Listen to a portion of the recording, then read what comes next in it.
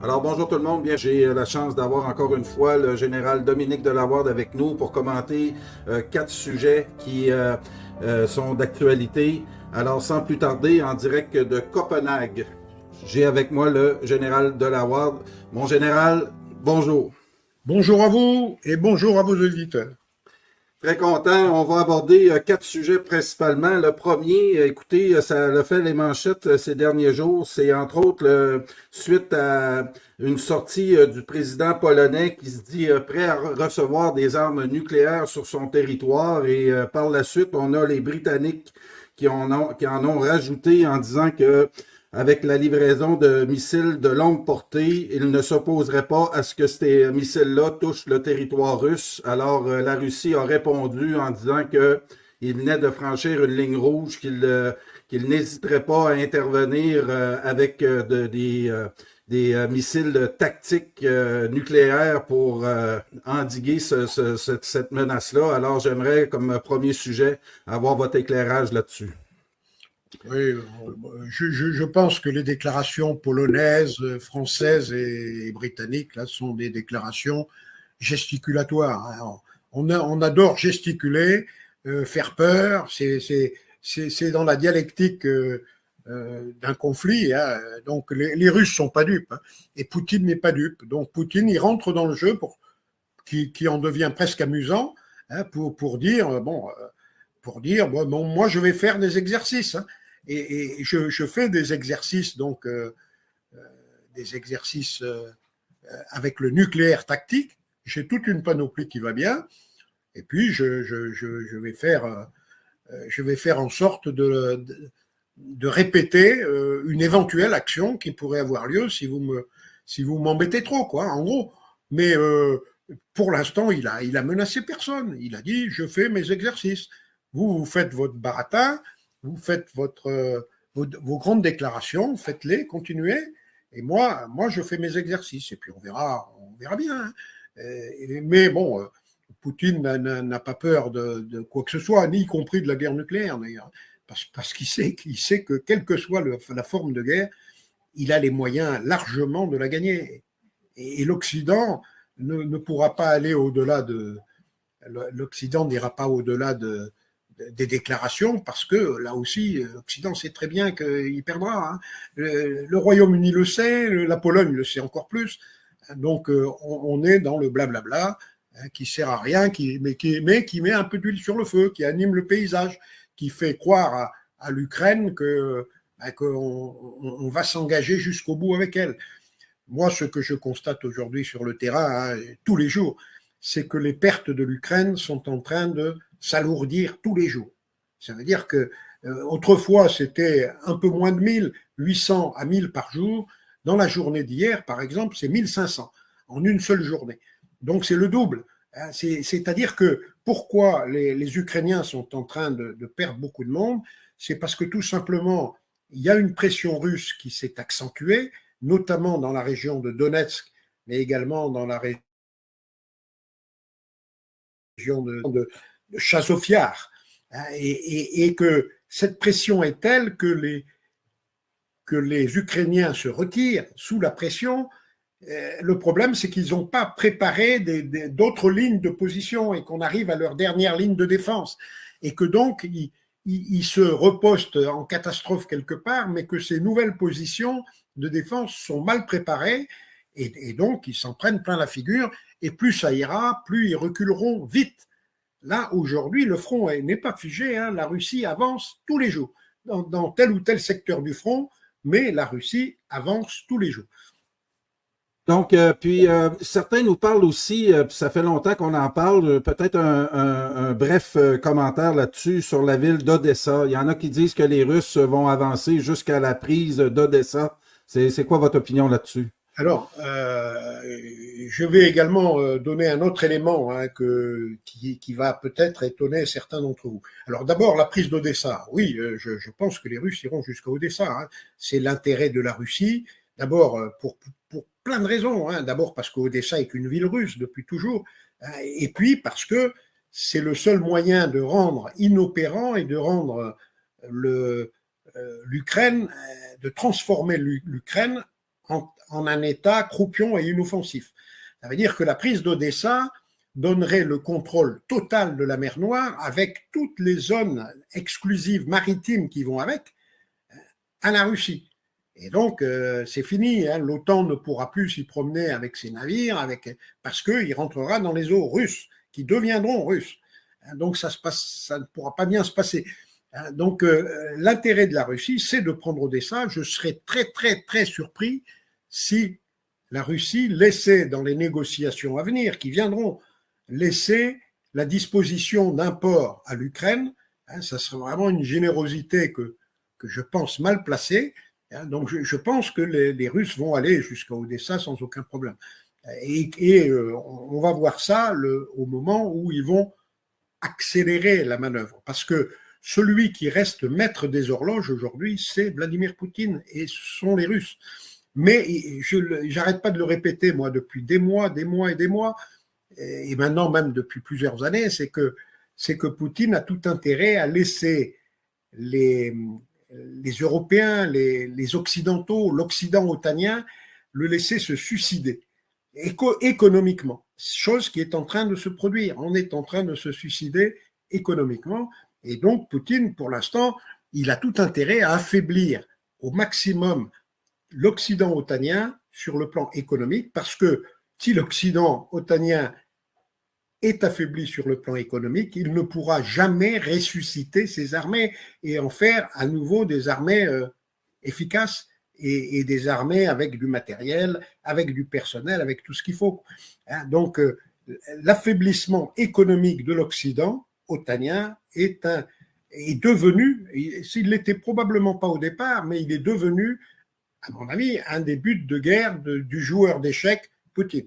Et Poutine, pour l'instant, il choisira son moment, mais on le verra très nettement, hein, quand l'accélération sera brutale, et à ce moment-là, il n'y aura plus d'arrêt, hein, l'avancée sera permanente. Là, pour l'instant, ils s'arrêtent encore un peu tous les jours, hein, ils avancent et ils s'arrêtent, ils avancent et ils s'arrêtent. Le jour où ils avanceront et où ils ne s'arrêteront plus, là, ça commencera à devenir craignos pour les Ukrainiens. Ça sentira la fin, évidemment, la fin de l'histoire, hein, la fin de la campagne ukrainienne. Alors, un deuxième point sur lequel je voulais aussi intervenir, parce que, à mon avis, l'information qui est donnée par les réseaux sociaux et qui est donnée par les chaînes alternatives est fausse. C'est l'affaire de l'unité de Légion qui serait quelque part du côté de Slaviansk, je crois, hein, et qui serait bien sûr du 3e REI ou RI selon les... bon. Et cette information a été reprise par certains journaux mainstream, hein, Asia Time, et a été reprise par un ancien sous-secrétaire d'État à la défense US. Donc, ce sont des gens respectables, hein, qui sortent des âneries. Ils sortent des âneries parce que cette information n'est évidemment ni plausible ni vraie. Alors, je vais quand même expliquer aux auditeurs comment la Légion se recrute d'abord. La Légion, elle recrute beaucoup d'étrangers. Et ces étrangers, pourquoi ils viennent à la Légion? Ils viennent quand leur pays est en crise. Quand il y a une crise politique, quand il y a une crise économique, quand on crève la faim dans son pays, les gens cherchent à échapper à ce pays et à trouver un ciel plus clément.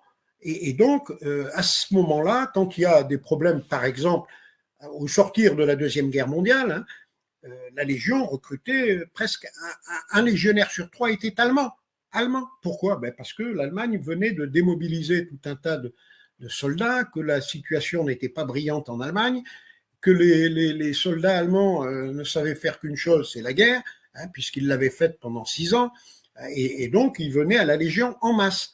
Bon, c'est plus le cas aujourd'hui, ce ne sont plus les Allemands, mais il y a eu des vagues comme ça qui se sont produites. Par exemple, au moment de la guerre de Bosnie, on a eu beaucoup de gens qui venaient soit de Serbie, soit de Croatie, soit de Slovénie, et qui venaient à la Légion, parce que le pays était en guerre civile. Donc, ils venaient à la Légion. Et certains d'entre eux, d'ailleurs, sont retournés dans leur pays. Alors, ces gens-là qui viennent aujourd'hui, il y a certainement à la Légion une grosse part de recrutement ukrainien. Parce que depuis 2014, pendant les 8 dernières années ou les 10 dernières années, l'Ukraine ne s'est pas portée très bien, elle était en guerre civile, etc. Donc il y a beaucoup d'Ukrainiens aujourd'hui à la Légion étrangère. Bon. Ces gens-là, le jour où ils sortent de la Légion, ils emmènent avec eux leurs écussons, leurs uniformes, etc. Et donc, aujourd'hui, en Ukraine, dans les combats, on retrouve des gens qui ont des écussons, qui peuvent être des écussons de la Légion ou qui peuvent être des écussons avec le drapeau français. C'est vrai, ça, c'est vrai. Mais ça ne veut pas dire que ces soldats-là, parlaient français. C'était peut-être, enfin, ici, ils parlaient français parce qu'ils l'avaient appris, mais ils l'avaient appris à la Légion. Mais ce ne sont pas des citoyens français natifs de France, et ce ne sont pas nécessairement, en tout cas pas des soldats d'actifs. Pourquoi? Alors, pourquoi cette information qui est donnée sur les soi-disant légionnaires de Slaviansk, qu'il y ait eu des drapeaux français retrouvés, bien sûr, des gens avec des écussons, on peut les retrouver partout. Moi, j'en retrouvais en Bosnie à une certaine époque. Dans les deux camps, serbes ou bosniaques, vous aviez des légionnaires qui avaient fait carrière, ils étaient d'ailleurs très haut placés. Ils avaient été à la Légion comme sous-officiers et ils se retrouvaient, pour certains d'entre eux, généraux dans leurs armées respectives. Donc c'est un peu la même chose en Ukraine. Et il faut penser que les Ukrainiens, certains Ukrainiens de la Légion, qui sont repartis avec bagage, enfin, avec leur tenue, avec leurs écussons, avec tout, se sont engagés dans le combat en qualité de mercenaires, qu'ils se font tuer en qualité de mercenaires, qu'on retrouve des drapeaux français. Mais prétendre que des gens du 3e REI soient à Slaviansk, ça me fait éclater de rire. Éclater de rire. Pourquoi? Parce que le 3e REI, d'abord, il est stationné en Guyane et il est chargé de la protection du centre spatial guyanais. C'est sa mission principale et il protège également les frontières pour des raisons. Il lutte contre l'immigration clandestine et contre l'orpaillage clandestin, que ce soit du côté brésilien ou que ce soit du côté surinamien. Je connais très bien ce régiment, j'y ai servi pendant 2 ans lors de ma carrière.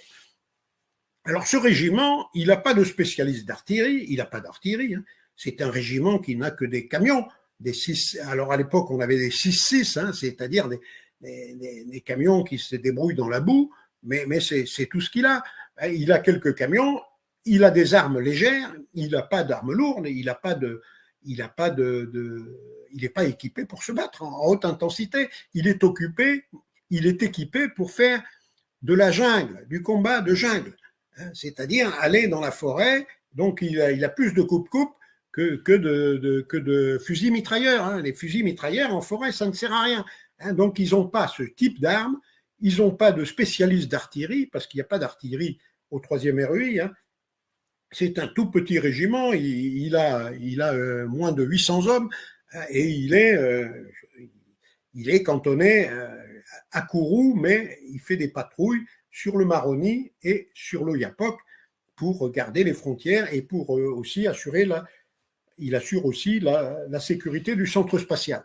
Donc vous vous rendez bien compte que si on devait envoyer des légionnaires en Ukraine, on ne prendrait pas ces légionnaires-là, ceux du 3e REI. Alors le gars qui a été retrouvé avec un écusson du 3e REI, il est certainement un ancien légionnaire, oui, je ne dis pas le contraire, mais il n'a plus rien à voir avec la Légion, et en tout cas, il n'y a pas, et je le répète, il n'y a pas une seule unité constituée de légionnaires français en Ukraine. Ça n'existe pas. C'est dans le fantasme. Alors, ce qui est très intéressant pour moi, en tant qu'ancien patron du renseignement, c'est de voir comment une information, une fake news de ce style-là, en fait, une rumeur, parce que quand on regarde les journaux soviétiques, les agences de presse soviétiques, elles n'ont jamais parlé d'unité constituée. Elle dit Asia Time dit ceci, mais ils rapportent des propos qui ont été dits par d'autres, et eux, dans leur discours, ils ne parlent que de mercenaires. Oui, il y a des mercenaires, certains d'entre eux parlent le français en Ukraine, mais ce ne sont pas des soldats français, de l'armée française. L'armée Voilà. française n'a pas un pied, je veux dire, en unité constituée. Il n'y a pas une compagnie de légionnaires ou une section de combat de légionnaires aujourd'hui en Ukraine. Là, je mets ma tête à couper et je mets ma réputation d'ancien du renseignement dans cette affaire. Donc, ça n'est pas ni crédible, ni ça, je tenais à le dire parce que j'entends ça partout, je vois des articles, même sur Réseau International, hein, que j'aime bien, mais ce sont des conneries. Les gens ne savent pas ni comment la Légion est recrutée. Oui, il doit y avoir beaucoup d'Ukrainiens à la Légion aujourd'hui parce que l'Ukraine a eu 10 ans de crise de 2014 à 2024, donc il doit y avoir 3-4 Ukrainiens par section de combat. Oui, ces Ukrainiens ont peut-être été rendus à la vie civile prématurément pour pouvoir aller combattre chez eux, peut-être, mais à titre individuel. Voilà. Ils sont partis à titre individuel et à titre de mercenaires, mais pas C'est autrement. très clair, c'est très clair. Merci de faire le point parce qu'effectivement, les rumeurs peuvent faire penser là, que la France a envoyé directement Non, des France, troupes là-bas. elle se risquerait pas à ce petit jeu, hein, parce que ça se saurait tout de suite, y compris en France d'ailleurs. Ça se saurait. Alors en France, vous avez les réseaux sociaux qui s'enflamment pour un oui ou pour un non et qui commencent à donner un vernis de vrai, parce que c'est vrai, je dis pas le contraire, il y a eu des écussons avec le drapeau français retrouvé, encore que là aussi on peut maquiller le truc. Hein. C'est aussi l'intérêt des Russes de déclarer ça pour affaiblir peut-être même Macron. Hein. Ah oui, Parce que c'est certain que s'il y avait des soldats français en Ukraine, ça ne fait pas plaisir à toute la France. Hein, et que donc, ça ne fait pas gagner des voix à Macron hein, de mettre des exactement. soldats en Ukraine. Hein, donc, à la limite, ça peut être aussi, ça peut faire partie du grand jeu. Hein, mais pour moi, je le dis tout net, hein, et je mets pas ma réputation, je mets ma réputation là-dessus. Hein, ça n'est, pour l'instant, cette affaire-là, il n'y a pas une unité constituée française sur le sol ukrainien. Il n'y en a pas. Maintenant, deuxième, oui, Qu'il y ait quelques spécialistes, oui, mais pas au-delà. Voilà. voilà. Deuxième sujet, la visite de Xi Jinping en France ces dernières heures. On voit que la France se distance de la politique extérieure des États-Unis, essaie de garder de bons contacts avec la Chine. On a vu aussi, justement, dans Réseau International ce matin, je lisais que à l'investiture de Poutine, il y avait 2 représentants de l'OTAN, c'est-à-dire la Hongrie et la France. Parlez-nous un peu de cette relation diplomatique entre la France, le jeu que joue Macron actuellement, qui refuse le découplage avec la Chine et la Russie. Oui, non, mais moi je pense que Macron est toujours pareil, il veut exister, il veut se différencier des autres et montrer que c'est un homme au-dessus de la mêlée en Europe. Donc, il voit des élections européennes approcher. Il se rend bien compte que le jusqu'au-boutisme anti-russe et anti-chinois et même anti-palestinien, hein, c'est pas bon pour lui. Ce sont des choses qui vont lui coûter cher en termes électoraux. Hein. Aujourd'hui, dans les sondages, dans les meilleurs sondages, Valérie Heyer, là, la représentante des 4 partis, de la coalition des 4 partis qui soutiennent Macron, est donnée à 16% des suffrages exprimés, sachant qu'il n'y aurait qu'avec 47% de participation. Ça veut dire que quand on combine ces 2 chiffres, ça représente 8% des inscrits. La liste de soutien à Emmanuel Macron va représenter 8% des inscrits aux élections européennes. Et ça, tous les pays européens vont le voir. C'est une gifle pour le camp Macron. Et donc, lui, il veut exister. Alors, pour exister, faut qu'il existe, bien sûr, sur la scène internationale et qu'il montre que il n'est pas encore complètement un valet des États-Unis. Alors, mais ça, c'est du discours. Il est un valet des États-Unis et il le restera, évidemment. Il est tenu par les couilles, hein, il est tenu aussi par la main. Hein, chacun se souvient de cette main fermement tenue qu'il essayait de récupérer. Donc, c'est un homme qui n'est pas libre de ce qu'il a à faire. Et donc, pour l'instant, tout ce qu'il dit, y compris à Xi Jinping, c'est là encore du blablabla, hein, c'est du discours.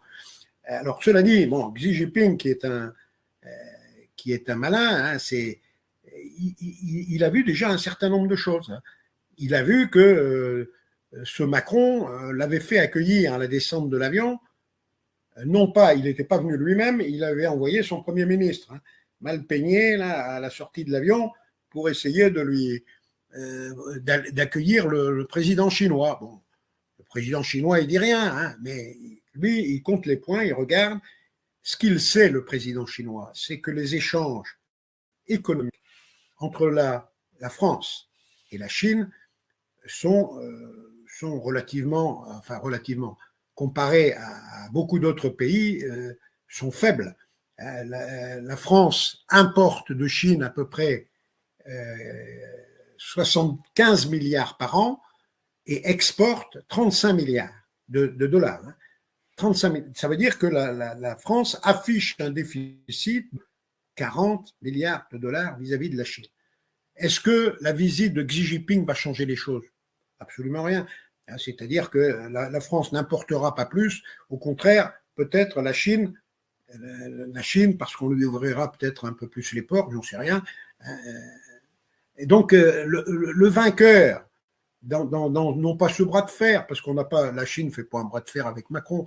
La Chine regarde la France, je ne veux pas dire de haut, parce que, mais sur le plan du produit intérieur brut, hein, le PIB de la Chine, c'est 5 ou 6 fois celui de la France aujourd'hui. Hein. Et sur le plan du commerce, je veux encore dire que les échanges, par exemple, entre la Chine et la Russie, aujourd'hui, c'est 260 milliards de dollars par an, échanges commerciaux. Avec la France, c'est 115, c'est-à-dire même pas la moitié. Donc, la France, c'est pas un partenaire, c'est pas un des grands partenaires de la Chine. La Chine a beaucoup plus d'échanges avec l'Allemagne, par exemple, qu'elle n'en a avec la France. Donc, la Chine, qu'est-ce qu'elle regarde? Elle regarde l'accueil qu'on lui fait, elle regarde, parce que ne pas oublier que M. Xi Jinping est venu, pas seulement en France, il est venu en Europe. Et en venant en Europe, il a d'abord été visiter la Serbie, qui est un des pays qui est le plus proche en Europe, parce que la Chine et la Russie s'entendent bien, la Serbie et la Russie s'entendent bien, donc la Serbie et la Chine s'entendent bien. Et puis la Chine s'est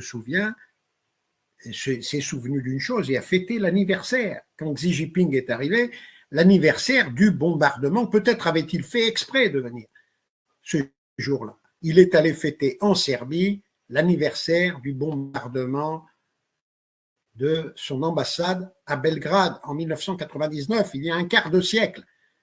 Et c'est un pied de nez que la Chine est en train de faire en Europe en disant, vous voyez, vous avez bombardé mon ambassade il y a 25 ans en Serbie et aujourd'hui c'est vous qui venez vous incliner et pour essayer de maintenir des liens avec moi pour que je vous exporte tout un tas de produits pour que vous les ayez bon marché, etc. Il est certain qu'aujourd'hui, les Européens n'ont pas d'autre choix que de s'entendre avec la Chine parce qu'ils ne peuvent pas non plus se couper de tout le monde. Et pourtant, les Européens qui appartiennent tous à l'OTAN, pratiquement, ont signé ensemble, co-signé le concept stratégique de l'OTAN en juin 2022, il y a un an et demi. Il y a un an et demi, ou bientôt 2 ans, les Européens ont tous signé le concept stratégique de l'OTAN. Et dans ce concept stratégique, il est clairement dit que si la Russie est l'adversaire principal de l'OTAN, le numéro 2 sur la liste, c'est la Chine. Et c'est dit, et c'est pas un petit paragraphe, hein, c'est dit, alors j'ai noté la page et le paragraphe hein, dans un de mes écrits, mais c'est clairement dit, hein, ça veut dire qu'on est la Chine a écrit vis-à-vis de l'OTAN, déclaré ennemi de l'OTAN, adversaire de l'OTAN, menace pour l'OTAN, et d'un autre, venir faire des salam alek aux Européens. Donc la Chine ne vient pas en quémandeur, hein, la Chine vient en partenaire pour traiter d'égal à égal avec ceux qui veulent bien traiter avec, et ceux qui ne veulent pas traiter avec la Chine, Xi Jinping peut les envoyer se promener. Pourquoi? Parce qu'il a aujourd'hui, il est en train de développer à vitesse grand V ses échanges avec la Russie. Les échanges avec la Russie ont augmenté peut-être de 40% depuis le début de l'opération spéciale. Donc c'est en train d'exploser. Et puis la Russie, la Chine a son initiative, la ceinture et la route, avec tout un tas de pays qui acceptent de commercer avec elle, souvent dans une autre devise que le dollar, mais c'est ce qu'on appelle aujourd'hui le Sud global, la majorité planétaire. Donc, celui qui s'isole de la Chine, qui se met contre la Chine aujourd'hui, il a tout faux parce qu'il s'isole du Sud planétaire. C'est aussi simple que ça. Il s'isole et un pays isolé, il ne va pas loin, ni sur le plan économique, ni sur le plan militaire, ni sur le plan de son influence dans le monde. Donc voilà où on en est. Donc la visite de Xi Jinping à Paris, ça n'a pas été nécessairement un grand succès pour Macron, loin de là. Alors bien sûr, les journaux vont vous présenter ça, parce que les journaux, ils font la campagne de M. Macron aujourd'hui, ou la campagne des partis qui soutiennent Macron. Donc ils ne peuvent pas dire, même si ça a foiré à bien des égards, ils ne vont pas le lire. Parce que M. Macron a peut-être essayé, enfin je ne pense pas trop, de dissocier la Chine de la Russie, comme l'avait fait Blinken quelques semaines avant. Il y a 15 jours, il y est allé, Blinken en Chine, il s'est fait humilier, quoi. Il a été reçu par le 5e secrétaire, il a été reçu comme un moins que rien en Chine. Et les Chinois lui ont fait savoir qu'ils pouvaient toujours essayer de les convaincre, mais que ça ne marcherait pas, quoi. Et donc, la France, je ne pense pas qu'elle se soit risquée à ce jeu-là, ou si Macron se risque à ce jeu-là, il est encore à côté de la plaque, quoi. Il serait à côté de la plaque. Donc, il essaye aujourd'hui d'exister, de se différencier un peu, d'essayer de montrer à son peuple qu'il n'est pas totalement asservi aux États-Unis. Ça, il faut essayer de le montrer dans des discours, mais tout ça, c'est du blablabla de façade. En fait, je le répète, Macron est un mondialiste totalement inféodé aux États-Unis, totalement. Il n'y a pas, si les États-Unis lui disent tu fais ça, il le fera, parce qu'il n'a pas le choix. C'est aussi simple que ça. Bon, général, donc, c'est des coups d'épée dans l'eau, là, d'essayer de convaincre la Chine de se distancer de la Russie. Puis peut-être brièvement aussi les pressions qu'on veut faire sur l'Inde aussi, qui semble ne pas embarquer dans le jeu, qui semble pas vouloir servir de valet de l'OTAN. Il y a des pressions aussi sur l'Inde actuellement qui est en élection, eux autres aussi, ou bientôt en élection, où on a fait des pressions sur l'Inde aussi pour se distancer des Russes. Et ça semble, là non plus, pas fonctionner pour la diplomatie otanienne. Hein? Non. Pour moi qui suis les affaires des BRICS et de l'Organisation de coopération de Shanghai depuis 20 ans, moi ce que je constate tous les jours, c'est qu'il y a une grande solidarité. Il y a une solidarité entre eux dès lors qu'il s'agit de problèmes qui s'appliquent à l'un ou l'autre des pays. Donc une grande solidarité, et l'Inde ne lâchera pas la Russie. L'Inde achète majoritairement son matériel militaire chez les Russes. Ils n'achètent pas chez les Américains, ils achètent peu. Ils ont bien acheté quelques Rafales à la France, mais c'est la portion congrue. La majorité de leurs chars, de leurs équipements militaires sont des équipements russes. Et il y a une chose qu'il faut bien comprendre, c'est que la Chine, l'Inde et la Russie font partie de au moins trois organisations, et que dans les cadres de ces 3 organisations, il y a des réunions, des fois plusieurs fois par an, sans compter les visites d'État. Ça veut dire que Modi et Poutine, ce sont des gens qui ne se sont pas rencontrés 2 ou 3 fois. Ils se sont rencontrés au cours de leur carrière respective plus de 40 ou 50 fois, parce que ça fait 20 ans qu'ils sont au pouvoir respectivement dans leur pays, hein, ils se connaissent et ils vont pas se trahir comme ça du jour au lendemain pour faire plaisir aux Occidentaux. Ça n'est pas comme ça que ça marche. Ce sont des gens qui se connaissent, leurs ministres se connaissent entre eux également depuis 20 ans. Ils ont une grande stabilité du personnel politique. Regardez, un ministre des Affaires étrangères comme Lavrov, il est pas, on change pas de. Chez nous, on a changé. Macron, il a changé 4 fois de ministre des Affaires étrangères, je ne sais pas combien de fois de ministre de la Santé, 5 ou 6 fois. Donc, il change de ministre comme il change de chemise. Mais ce n'est pas le cas en Russie ou en Inde. Et ces gens-là se sont rencontrés aussi. Donc, il s'est créé une espèce de solidarité, même, j'entends, personnelle. Ils se connaissent personnellement. Et parce qu'ils se connaissent personnellement, eh bien, parce qu'ils se connaissent personnellement, ils ne se trahiront jamais. Ne trahira pas Poutine, c'est clair. Et on peut toujours, les États-Unis peuvent faire ce qu'ils veulent, ça ne marchera pas. Parce que Blinken, dans 6 mois, il ne sera plus là. Blinken, c'est fini. Dans 6 mois, il y en aura un autre. En Inde, ça sera toujours Modi. En Russie, ça sera toujours Vladimir Poutine. J'imagine qu'il va reconduire Lavrov, à moins que Lavrov soit vraiment fatigué après 20 ans de bons et loyaux services, fatigué de voyager en permanence. Donc voilà. On va se diriger tranquillement vers les élections européennes qui arrivent à grands pas. Je voulais vous parler de votre article qui a été cité dans Réseau International à propos des démocraties britanniques, allemandes, françaises, sionisées. J'aimerais que vous expliquiez brièvement ce que vous voulez nous démontrer à travers cet article-là qui est paru dans le Réseau International de ce matin. Oui, ben voilà. En fait, tout part d'un fait banal. Il y a au Royaume-Uni un chirurgien de guerre qui s'appelle, vous l'avez là en photo, remontez un peu, qu'on voit bien le nom de l'intéressé. Moi, bon, c'est un nom, peu importe le nom, Oui. Mais qui est connu pour avoir participé à de très nombreuses guerres dans lesquelles il était intervenu à titre humanitaire. Ghassan Abou Sita, voilà. Et c'est pas n'importe qui. Il appartient à l'université de Glasgow, qui est la 4e la plus ancienne du monde. Et voilà ce monsieur qui a un tort quand même. Il est palestinien.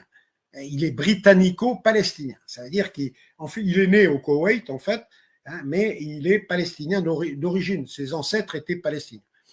Et cet homme-là, il est allé sur tous les théâtres de guerre pour opérer les malheureux qui se faisaient hacher menu par l'aviation, généralement occidentale d'ailleurs, que ce soit en Syrie, en Irak, au Liban, au Yémen, etc. Donc lui, il allait réparer les corps. Et donc là, cet homme-là, il est parti dès qu'il a vu que la guerre démarrait à Gaza, le 7 octobre dernier, il s'est dit, oulala, ça va chauffer, il va y avoir de la viande hachée, là, il va falloir aller réparer les corps comme je le fais d'habitude. Donc il part à Gaza et il se mouille il mouille sa chemise dans différents hôpitaux au titre de Médecins sans frontières, donc dans une organisation bien encadrée, et il donne son temps, il donne son énergie à soigner les malheureux Palestiniens qui sont sous les bombes. Bon. Alors, histoire d'emmerder ce médecin britannique, palestinien, qui a été élu, je le rappelle, recteur de l'université de Glasgow par les étudiants à 80%. Donc il est connu et il est populaire en Angleterre, il est populaire à Glasgow, 80% des suffrages exprimés par les étudiants. Donc ce gars-là, il ne plaît pas évidemment au lobby sioniste britannique. Les lobbies, The Lobby, comme l'appelle la chaîne qatari Al Jazeera, The Lobby intervient. Et il faut absolument qu'on le gêne, qu'on lui pose des problèmes. Et donc, on arrête, ou en tout cas, on va embêter sa femme. Elle est convoquée à la police, etc. La femme du chirurgien, tout ça pour le déstabiliser, parce que lui, il est en train d'opérer là-bas, mais les lobbies sionistes, à l'arrière, évidemment, comme ils font d'habitude, en arrière, essayent de déstabiliser sa famille en déstabilisant sa femme, qui a autre chose à faire qu'à répondre à des questions de policiers, sachant que son mari, il est connu mondialement pour son action des guerres. Donc, voilà qu'au Royaume-Uni, on essaye de l'empêcher. Bon, il rentre au bout de 43 jours parce qu'il n'y a plus de médicaments, il n'y a plus de moyens de soigner. Il rentre au Royaume-Uni. Bon, il est interrogé, bien sûr, par les services qui lui demandent de témoigner, etc. Bon, et il témoigne. Il est d'ailleurs élu. Son élection recteur de l'université survient après. Survient en mars de 2024, là, donc en mars de cette année. Et donc, il témoigne. Et puis, voilà que cet homme-là, il est demandé comme témoin en Allemagne. Et donc, il se rend en Allemagne pour témoigner, puisqu'on lui demande un témoignage.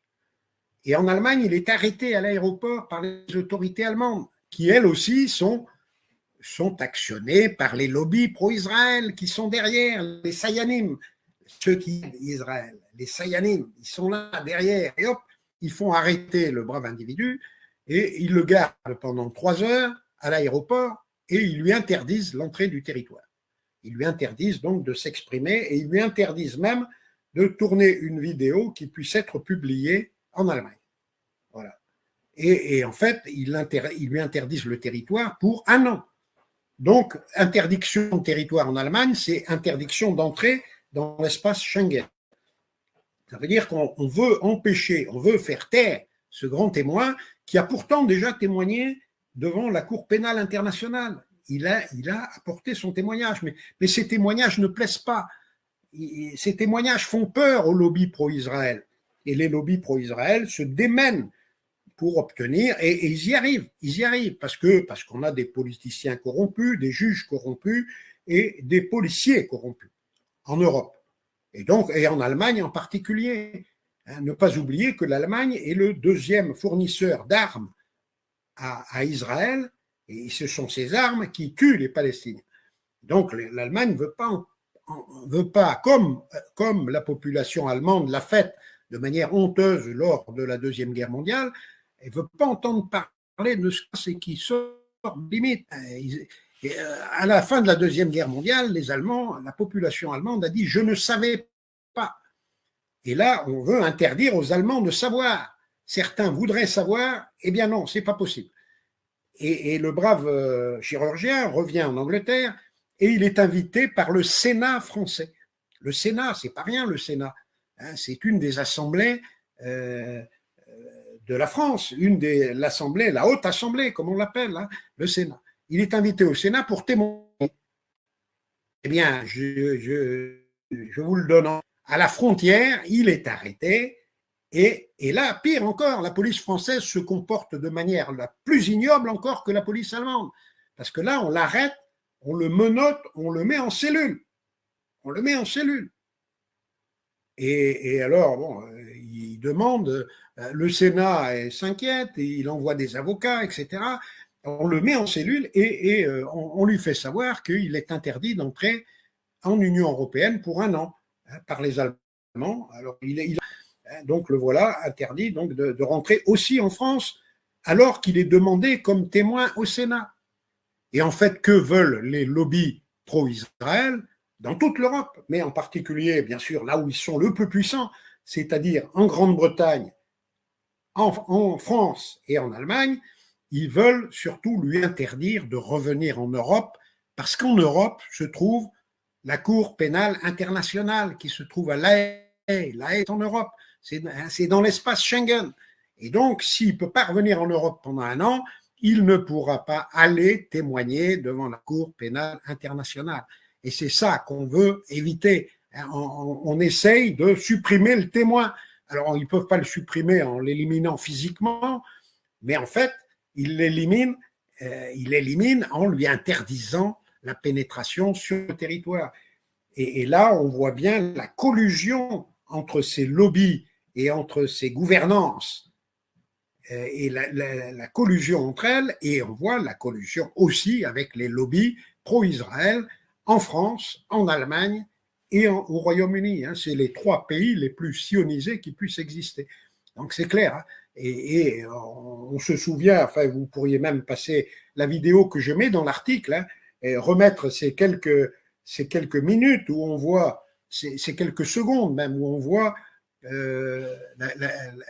la dernière vidéo de l'article qui montre comment notre président, le président de la République française, est tenu par les lobbies pro-Israël. Cette fameuse main qui est tenue, elle est dans l'article, le lien est dans l'article et la vidéo est dans l'article de Réseau International, tout à la fin, je pense. Oui, si vous le demandez, je vais vous le mettre. Je viens de le trouver. C'est cette vidéo-là d'1 minute 10 là, seulement. Appuyez sur le lien. J'espère qu'il va se déclencher, mais c'est même pas sûr. Je crois que c'est lui ici. Voilà. Là. C'est ça ici. Il faut le mettre on regarde ça ensemble. Voilà, mais c'est ça qu'il faut regarder une fois pour toutes. Regardez la main. D'un côté, il y a le président de la République et de l'autre, le patron du lobby pro-Israël. Il est là. Regardez la main. Et ils vont le reprendre au ralenti. Ils vont nous couper. Ouais, regardez la figure. La figure du président qui n'a plus la liberté de sa main. Il est tenu. On voit bien qu'il est tenu. Vous pouvez raconter ce que vous voulez.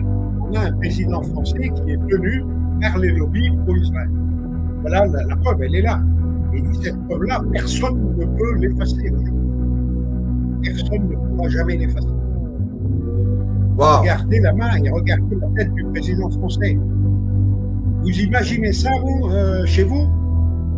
Que quelqu'un puisse tenir la main de votre chef d'État? Regardez la tête du président français. Voilà, vous savez tout.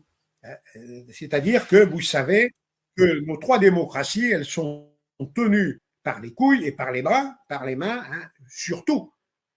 Il n'y a plus de liberté de gouvernement. Vous n'avez qu'à regarder tout ce qui se passe aujourd'hui.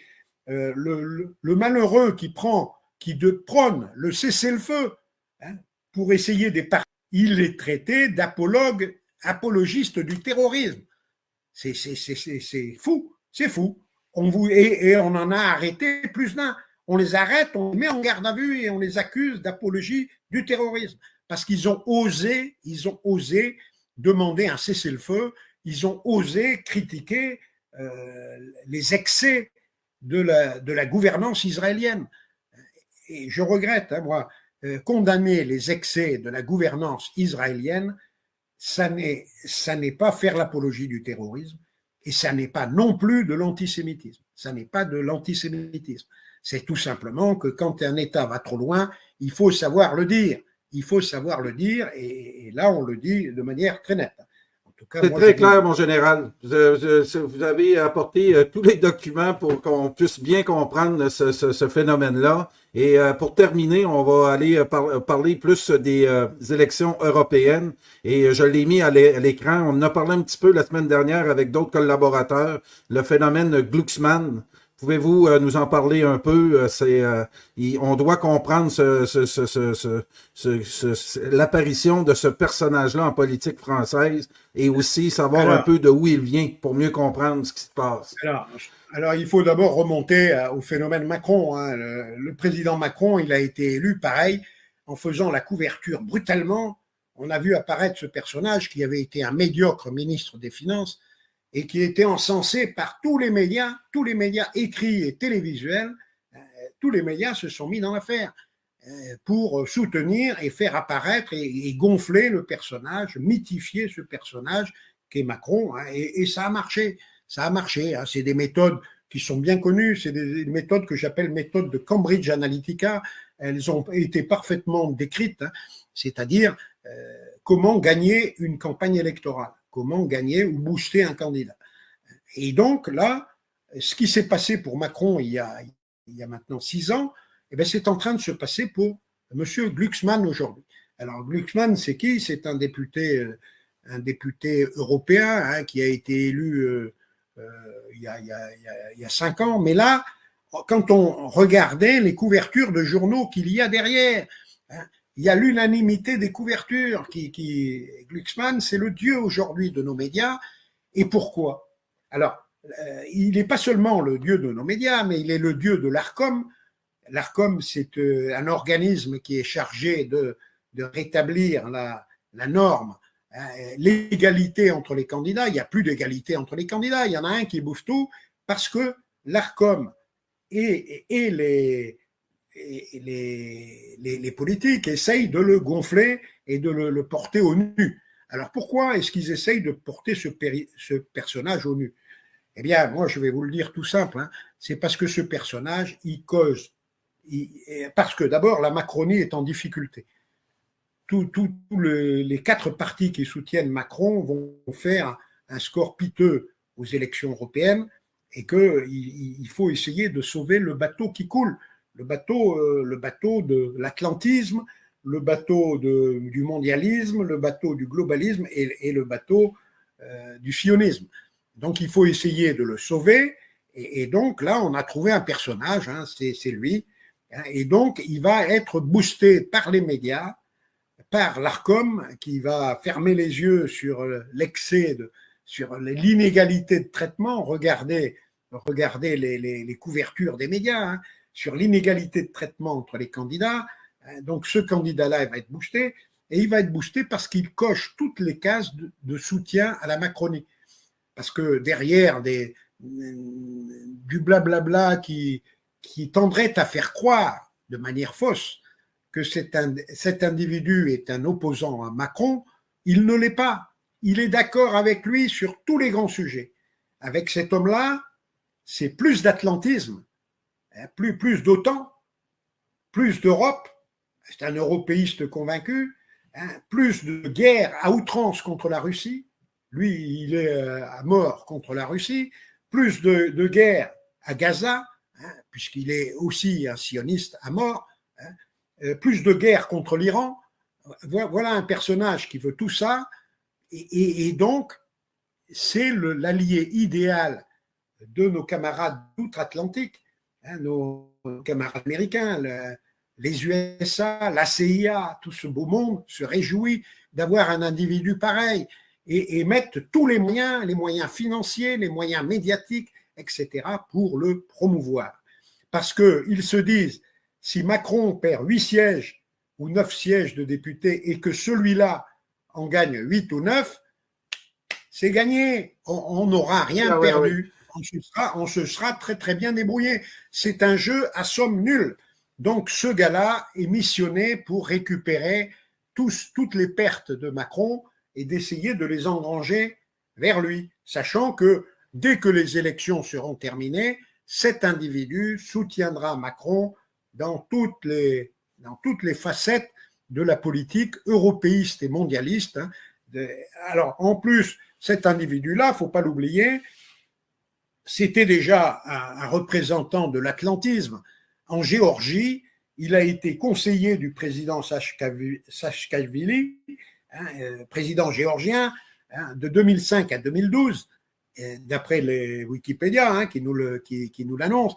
Donc il travaillait déjà pour les USA, pour l'atlantisme et pour, on va dire presque pour la CIA, hein, soyons fous. Hein, disons que c'est un agent de l'étranger, hein, et qu'il a montré son efficacité. Alors, évidemment, le pauvre Saakashvili, il a été arrêté et condamné à 6 ans de prison, je crois, pour abus de pouvoir, fraude fiscale ou fraude et puis corruption. Hein. Donc, il avait la totale. Mais le conseiller de cet homme-là, c'était qui? C'était M. Glucksmann. C'est un personnage, mais haut en couleur. Alors, une partie de l'électorat français ne sera pas dupe, mais toute la partie qui ne fait que lire les journaux, les médias, etc., elle va se laisser berner, comme elle s'est laissée berner en 2017 pour l'affaire de Macron au pouvoir, quoi. Donc, ce gars-là, bon, il va récupérer les sièges, en gros, que la Macronie va perdre. La Macronie va perdre 8 à 10 sièges et lui va récupérer les 8 à 10 sièges. Et voilà, c'est gagné. Donc, c'est de la politique intérieure remarquable. Et nos médias sont tous à la manœuvre derrière, parce que il y a en France, comme il y a aux États-Unis, un fameux État profond. Un État profond. Alors, je ne vous dis pas qui est derrière cet État profond. On en a vu une image tout à l'heure. Il y a des gens qui sont derrière et qui tiennent la main du président, qui sont dans l'État profond. L'État profond, c'est celui qui dicte au président ce qu'il doit faire et auquel le président français obéit. C'est ça l'État profond. Et l'État profond français existe, et l'État profond aujourd'hui tout entier est à la manœuvre avec les médias qu'il contrôle, avec l'ARCOM qu'il contrôle, avec toutes les institutions qu'il contrôle. Ils sont tous à la manœuvre pour promouvoir M. Glucksmann de manière à ce que celui-ci récupère les pertes de M. Macron dans la prochaine élection européenne. Voilà. Mais c'est un fou furieux lui aussi sur l'Ukraine. Donc avec des gens comme ça à l'Assemblée européenne, on est bien d'accord que la guerre en Ukraine, bon, la guerre en Ukraine s'arrête pas, Glucksmann ou pas Glucksmann, parce que c'est pas lui qui va la gagner, et c'est pas lui qui va y aller non plus. Ce sont les gens qui sur le terrain la font, c'est-à-dire qui la font mieux que les autres, c'est-à-dire c'est les Russes qui vont l'emporter. C'est écrit et cousu déjà, prophétisé depuis très longtemps, pour des raisons de taille du pays, pour des raisons d'épuisement de la source humaine des Ukrainiens. La pâte humaine des Ukrainiens n'est pas sans limite. Il y a un jour où tout ça va collapser, va s'effondrer. Et voilà, donc Glucksmann ou pas Glucksmann, on sera bien obligé et il sera bien obligé de ravaler sa casquette en disant c'est pas bien, et de se reporter contre les Chinois ou contre je ne sais pas qui, ou contre les Palestiniens, bien sûr, qui sont ses ennemis privilégiés. Donc cet homme-là est dangereux, bien sûr, et il va entraîner derrière lui un parti qui n'était pas a priori le Parti socialiste, qui est entraîné aujourd'hui par Glucksmann. Alors ils y vont parce qu'ils espèrent des postes de députés, des postes de ceci, des postes de cela, ils vont soupe. Mais ce parti-là, autrefois, c'est quand même le parti qui a voté pour la reconnaissance de la Palestine. Il y a déjà plus de 10 ans. Il y a 10 ans que la France a voté, le Parlement français a voté, et le Parti socialiste en particulier a voté ça. C'était une initiative du Parti socialiste. Et bien, le Parti socialiste aujourd'hui est contre les Palestiniens, contre la solution à 2 États, contre tout ce qui bouge et qui n'est pas atlantiste et otanien. Voilà, c'est ça. Et mon général, pour terminer cette entrevue vraiment captivante, vous nous avez éclairé sur plusieurs, moi qui vis de l'autre côté de l'Atlantique, je trouve passionnant vos analyses. Parlez-moi un peu à un mois des élections, où on s'en va, ces élections-là en France, les élections européennes. Je mets à l'écran là un des derniers sondages où effectivement, il y en a qui m'ont parlé de ça, que le Glucksmann était là, entre autres aussi, pour faire ombre à la France insoumise de Mélenchon, qui lui a un discours qui est en faveur, ou en tout cas est sincère par rapport à la Palestine. Parlez-nous à un mois des élections, là, comment ça se dessine en France. Oui, ben, je pense, je viens de vous le dire, que le parti Renaissance fera au maximum ce qui est indiqué ici, peut-être moins, parce que les gens vont rentrer dans le mois qui vient, vont s'apercevoir que les difficultés économiques, les derniers chiffres viennent de paraître. La France va effectivement battre son record de déficit budgétaire en 2024, un record jamais atteint, qu'on va atteindre en 2024, et avec une inflation, des prix qui continuent d'augmenter. Donc là, les Français, dès qu'on touche à leur portefeuille, ils commencent à bouger. Donc je pense que la liste Renaissance des 4 partis qui soutiennent Macron, Renaissance, Modem, Horizon et UDI, ne fera pas plus de 16,5%, ça c'est clair. Le Rassemblement national fera probablement 31 ou 32%. Oui, je pense que les sondages en France sont relativement fiables. En général, et plus on s'approche du scrutin, plus les sondeurs qui ne veulent pas se décrédibiliser complètement se rapprochent de la réalité. Donc la réalité va arriver, mais Je pense qu'à 1% près, alors peut-être que le Rassemblement national est un peu sous-coté ou surcoté, parce que tous ces chiffres sont toujours corrigés des résultats des élections antérieures. OK. Les résultats des élections antérieures comptent toujours, et donc ils corrigent leurs résultats, et donc c'est pas forcément la réalité vraie. Mais bon, ça va quand même s'approcher petit à petit. Donc le 16,5%, ça représente très peu. Ça représente 16,5% des inscrits. Mais comme il y a 47% de votants, ça fait 8% des votants. Et 8%, ça fait 4 millions d'électeurs sur 50 millions, on va dire. Sur 50 millions d'électeurs, il y en a 4 millions qui vont voter pour la liste Macron, c'est-à-dire rien du tout. Rien du tout. Et l'UPR d'Asselineau, mon général aussi, vous avez parlé, j'ai lu Pareil, votre bulletin, qui est Asselineau, boudé. il va être sous-coté parce qu'il est invisibilisé, mais là, je pense qu'il est sous-coté parce que là encore, on prend en référence toutes les élections précédentes et les sondages, d'ailleurs, sont des outils également pour manipuler les électeurs et pour leur dire, regardez, ce sont des outils de manipulation, les sondages. Selon que vous êtes sondé favorablement ou pas, vous aurez plus ou moins de voix le jour J. C'est clair, hein, ça avait été démontré par comment il s'appelait, Philippe de Villiers. Philippe de Villiers avait présenté une liste aux européennes qui ne décollait pas dans les sondages à 1 ou 2%. Alors il s'est décidé à commanditer lui-même ses sondages. Là, il a eu des sondages, ouais, il est monté, et le jour J, il a gardé les vrais chiffres, hein, il a gardé les chiffres des derniers sondages. Et en fait, là, quand on sous-cote quelqu'un dans un sondage, c'est qu'on veut dire à l'électeur, n'allez pas voter pour lui, de toute manière, il ne sera pas élu. Donc, c'est pour décourager les électeurs et leur dire, c'est pas la peine, hein, ne vous déplacez pas, c'est pas la peine, ou ne votez pas pour lui. J'espère que M. Glucksmann, qui suscite quand même plus de rejet que d'adhésion dans le pays, hein, on l'a vu, hein, il a essayé de se déplacer dans plusieurs villes et il se fait jeter parce que les gens le savent. Hein. Ils savent que Glucksmann, c'est l'homme qui veut envoyer les petits Français à la guerre. Hein, et ça marche plus en France. Ça ne marche plus. Donc, M. Glucksmann, il n'a pas la cote. À mon avis, le 13,5%, il va avoir du mal à les faire.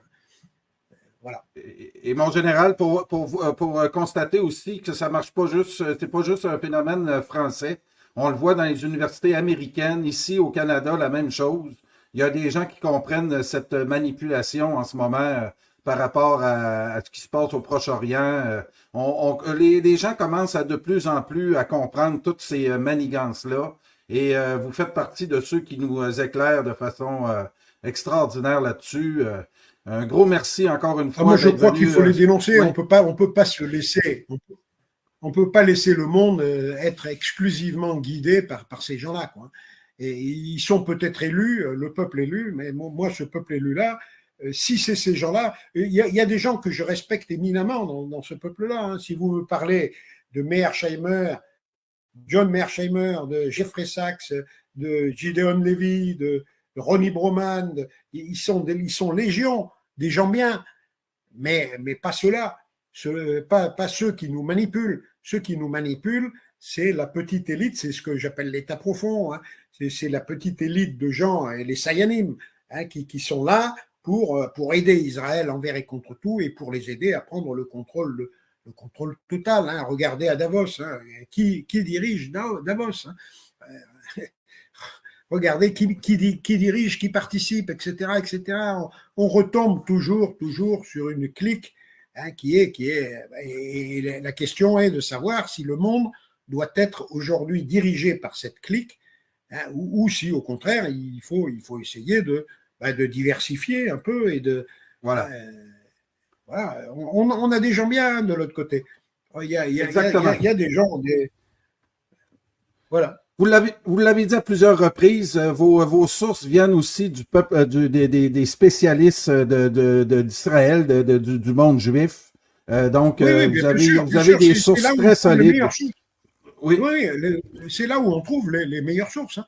Vous feuilletez la Virtual Jewish Library, vous trouvez plein de sources.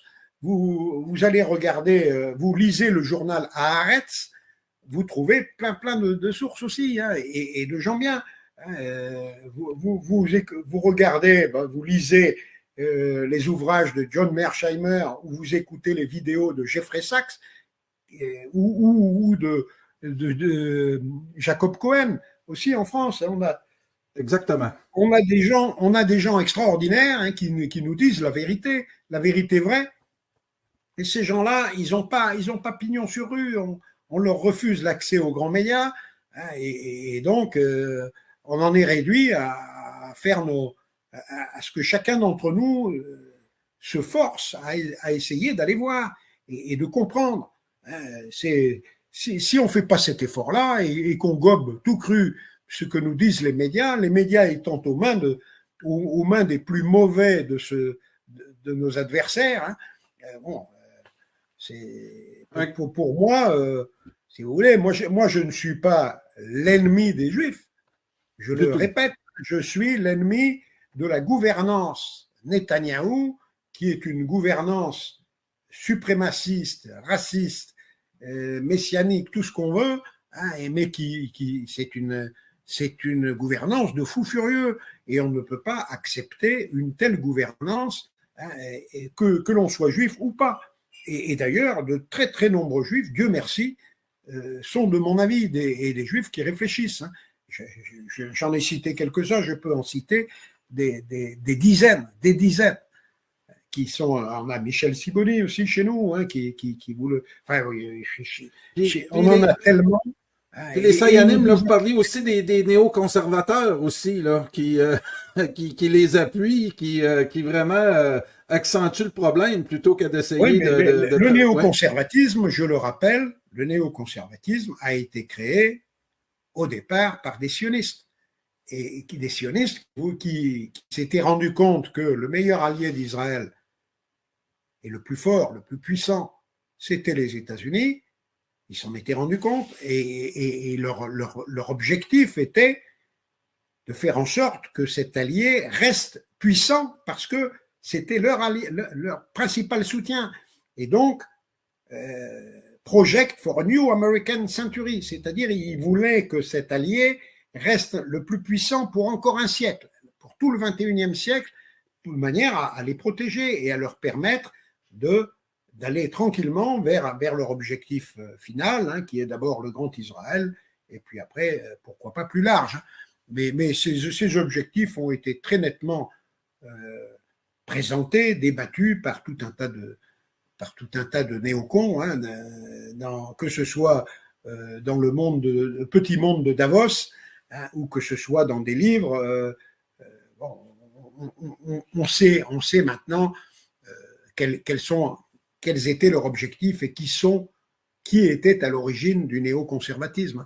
Et il y a une espèce de fusion à bien des égards. Il n'y a qu'à regarder, là encore aujourd'hui, hein, de s'apercevoir que toutes les clés de la politique étrangère américaine sont entre les mains des sionistes.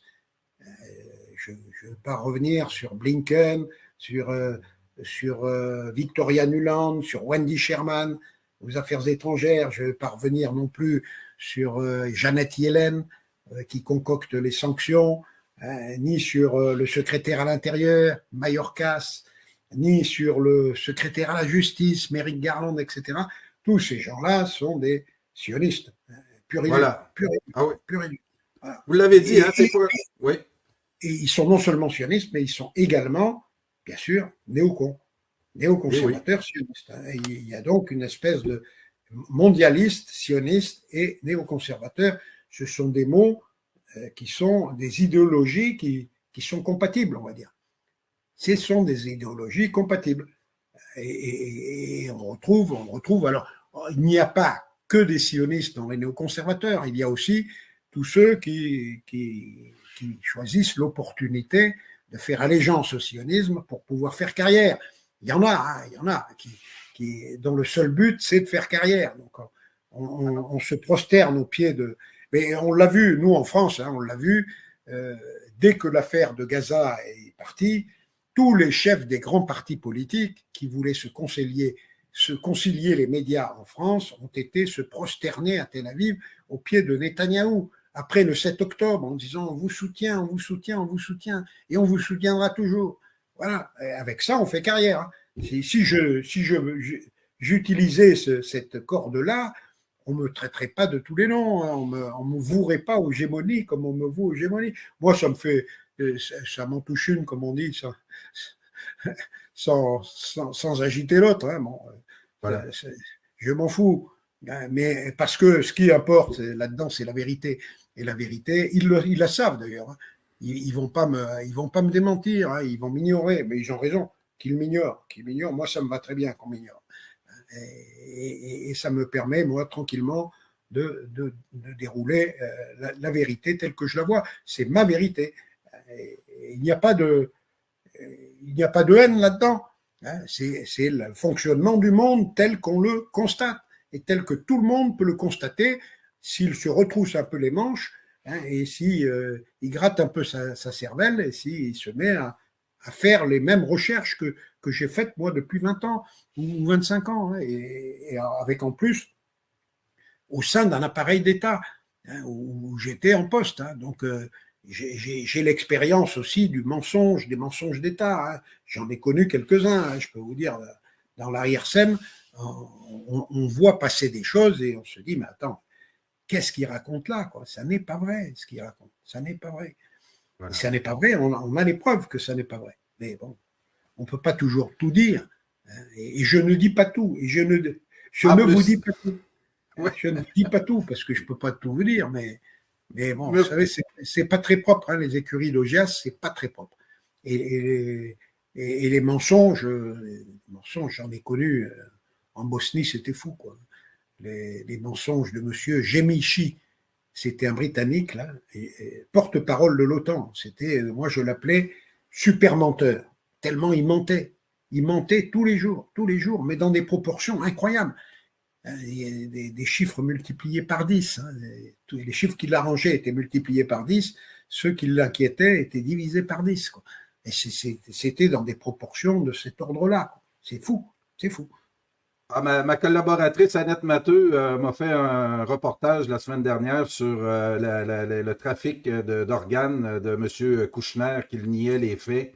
Et ce que vous dites sur les mensonges, puis vous les avez vécus de l'intérieur, de là toute votre crédibilité. Ça nous permet vraiment, vous pourriez rester chez vous tranquille, assis sur votre fauteuil, et malgré tout ça, vous êtes là toujours présent pour dénoncer ces mensonges-là et faire tomber l'empire du mensonge que Jean-Claude Pomerleau me parlait au début du conflit en Ukraine.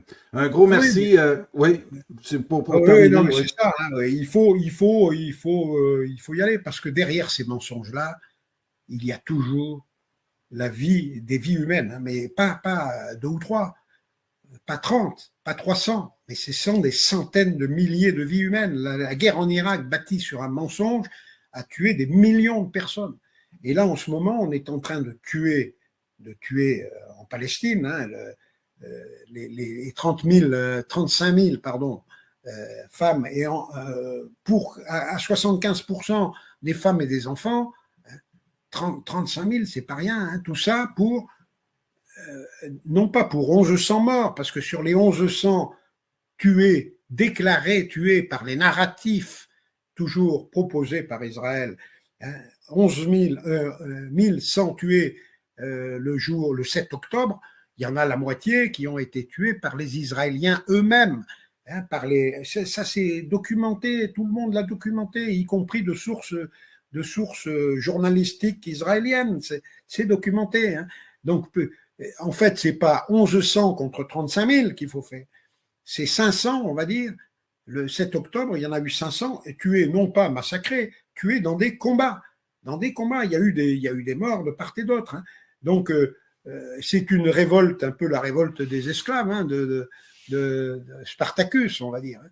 Bon, il est certain qu'il y a des morts dans les combats, et des morts des deux côtés.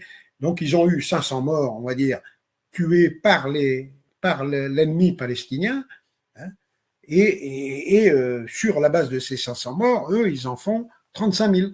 Voilà. Ils en tuent 35 000 et ils ne tuent pas, eux, des combattants ou des adultes.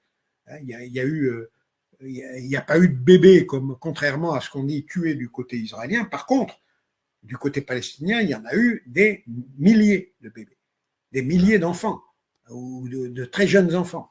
Ça aussi, on nous a fait croire qu'il y avait des bébés tout le monde sait que c'est faux aujourd'hui. Tout le monde sait que c'est faux. Et les Israéliens aussi le savent. Mais ça fait rien, il faut continuer. De toute manière, comme disait le ministre de la Défense, Galland, hein, ils n'ont pas affaire à des hommes, ils ont affaire à des sous-hommes, à des animaux humains. C'est ça qu'il disait, des animaux humains. Les Palestiniens sont des animaux humains pour la gouvernance israélienne, c'est-à-dire pour Netanyahou et ses complices. Ce sont des animaux humains. Alors évidemment, on peut tuer les petits, hein, mais les Palestiniens n'ont pas fait ça. Les Palestiniens, je regrette, n'ont pas fait ça. Et il y a, moi je connais ces camps palestiniens, j'ai vécu là-bas 2 années, hein, je peux témoigner aussi de l'accueil que j'ai reçu un peu partout. Hein. Eh bien, je peux le dire très nettement, on était accueillis avec plus de chaleur, plus de fraternité, dans les camps palestiniens, pour des gens qui étaient enfermés depuis des années déjà. Ça faisait 30 ans qu'ils étaient enfermés là-dedans et ils avaient encore le sourire et la générosité du cœur.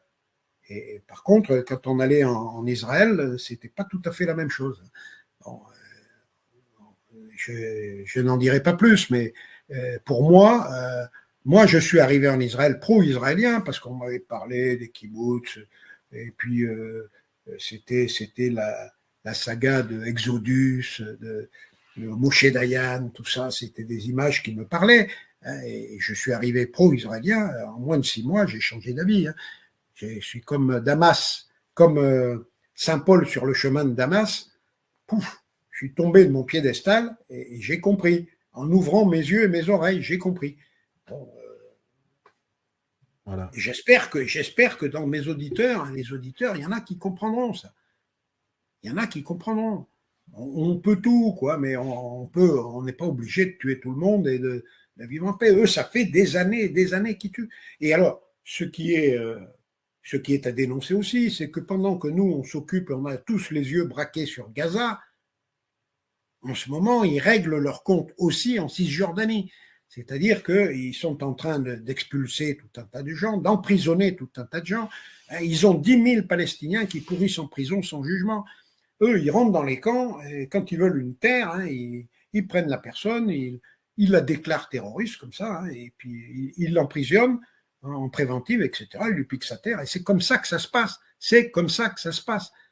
Et ceux qui pensent que ça n'est pas vrai, qu'ils aillent voir. Moi, j'ai tout un tas de camarades qui y ont été aussi. Hein. Ils pensent comme moi. Je ne suis pas tout seul à penser ce que je pense. Et je peux vous donner des noms et des adresses hein, de gens qui sont capables de vous sortir exactement les mêmes témoignages que moi.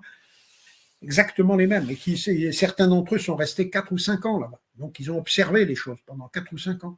Ils pensent exactement ce que je pense. Et ils ont vu ce que j'ai vu, ils ont entendu ce que j'ai entendu. Et ils dénoncent d'ailleurs encore aujourd'hui. Hein, ils dénoncent, alors peut-être un peu moins violemment que je ne fais. On peut m'accuser aussi d'être violent dans ma dénonciation des crimes, parce que ce sont des crimes. Hein. Voilà. Et dans ma dénonciation, également des lobbies qui cherchent à protéger les tueurs. Les lobbies qui cherchent à empêcher le médecin palestinien, britannico-palestinien, recteur de l'université de Glasgow, qui veulent lui interdire de témoigner devant le tribunal pénal international. C'est ça les lobbies qui sont derrière. Et il faut les dénoncer aussi. Voilà. Merci, mon général. Ça a été encore une fois très captivant. Et moi, je vais vous laisser ici au Québec, ce traitement médiatique-là, 2 poids, 2 mesures. On nous l'a exprimé à travers des films d'humour, mais qui quand on regarde le fond des choses, c'est loin d'être drôle, mais nous, on a un personnage qui a été mis de l'avant par un grand cinéaste qui s'appelle Pierre Falardeau, qui aujourd'hui est mort. Et je vous laisse sur cette petite capsule-là, sur ce petit clip vidéo-là, qui parle de ce propriétaire d'un journal au Québec.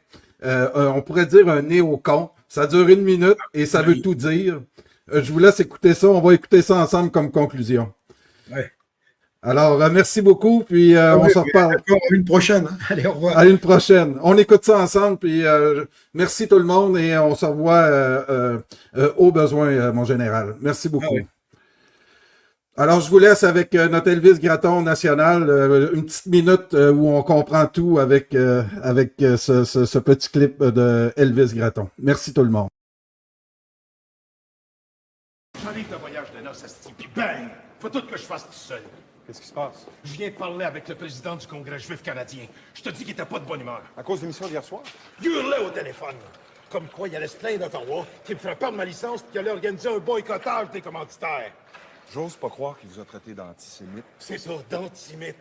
Il criait que le débat était pas assez objectif. Pro-terroriste. Pas assez objectif, pas assez objectif. On a invité 3 spécialistes, pro-israéliens tous les 3, sans compter l'animateur. Et en face, on a assis une adolescente palestinienne, pas spécialement articulée, puis trop timide pour prendre la parole de toute façon. On peut pas trouver beaucoup plus équilibré que ça. 4 contre 1.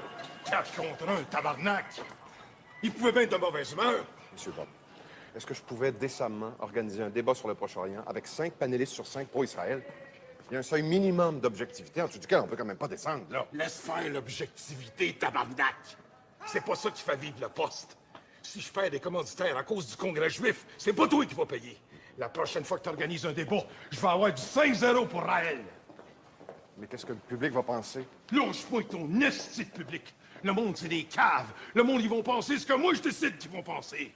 C'est ça, l'objectivité. Ça me coûte assez cher, tabarnak.